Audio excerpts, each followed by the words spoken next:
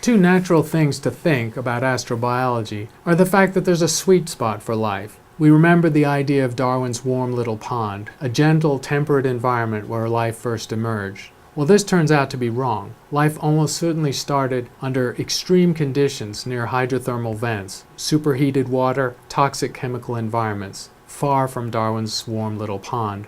Also, we think in terms of the Goldilocks zone, the region from a star where water on the surface of a planet can be in liquid form, and we think of that as being the habitable zone. Life on Earth disavows us of our notion that the habitable zone is so limited, because microbial life on Earth has radiated into almost every possible ecological niche, and a few that are almost unimaginable. Extreme creatures are called extremophiles as a category. Most of these are microbes, quite unfamiliar to us. In fact, most of these microbes have not yet been cultured in the lab, and so we understand them quite poorly at a biochemical level.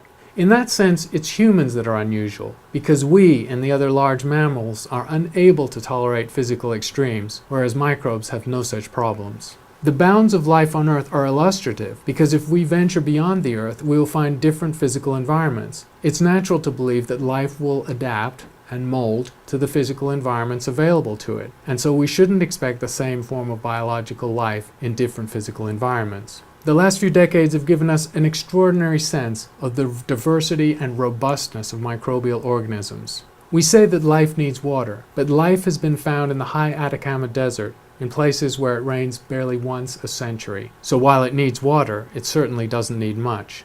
Under these conditions, evolution's rate slows down by factors of thousands or 10,000s, but life persists. Life has been found that can survive below the freezing point of water. Because water expands when it freezes, normal cells will burst and, of course, kill the organism. But some organisms have evolved the capability to develop antifreeze, which stops them from freezing at temperatures of -13 or even -18 degrees C. Similarly, we imagine that life couldn't really survive above the boiling point of water, but it does. Life has been found at temperatures of 130 to 135 degrees C, near hydrothermal vents, and in deep terrestrial environments where the radiative heating from radioactive material is intense. At some point, going up in temperature, the structure of DNA would unravel, denaturing as it's called, and so we think life cannot exist beyond a certain temperature. But life certainly violates the traditional habitable zone, even on Earth. Some forms of life on Earth are extremely tolerant of radiation.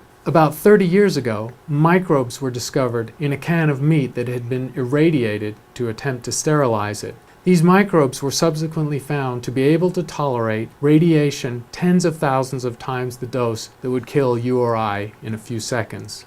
To do this, the organisms, Deinococcus radiodurans is the prime example, keep stacked copies of DNA in short segments so they can repair their DNA hundreds or thousands of times faster than we can.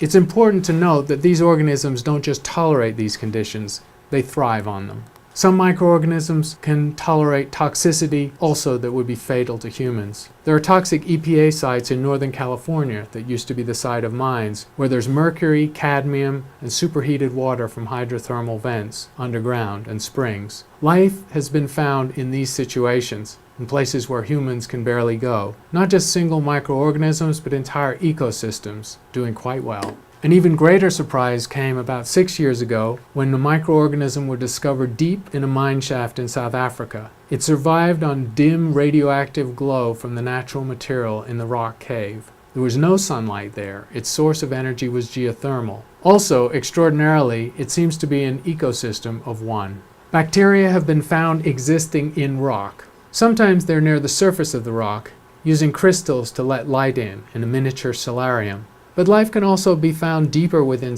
rock, or even below the crust of the Earth. By some estimates, the biomass underground and in the interior of the Earth exceeds the biomass on the surface by an order of magnitude. Most extremophiles are bacterial or microbial, small, microscopic in size, but not all. Familiar to many school kids is the tardigrade or water bear. This small organism has its own phylum with hundreds of different species. It has 4 pairs of legs, a digestive system, a single gonad, and a central nervous system, albeit of a primitive kind. Biologists learn about tardigrades to understand how cryptobiosis works, because tardigrades can curl into a ball and go into a desiccated state where their water content is less than 1% of normal, and survive apparently for thousands of years in that state, being carried on the wind or in the fur of animals. NASA biologists are quite seriously looking at tardigrade mechanisms to understand how we might one day travel to the stars. Perhaps the biggest misconception about life on the Earth is that it needs a sweet spot, or a habitable zone, a gentle environment where water can be a liquid. In fact, microbial organisms on Earth have adapted to an extraordinary range of environments, and we imagine that the even more extreme environments in space might not preclude biology. There are microbes on Earth that can live below the freezing point of water and above its boiling point, that can live deep within rock, that can withstand enormous radiation doses and toxic heavy elements, and there are even larger biological creatures that can go into wait states, cryptobiosis, lowering their metabolic rates or subsisting on tiny amounts of water. All of this is illustrative for how diverse the environments might be that host biology beyond the Earth.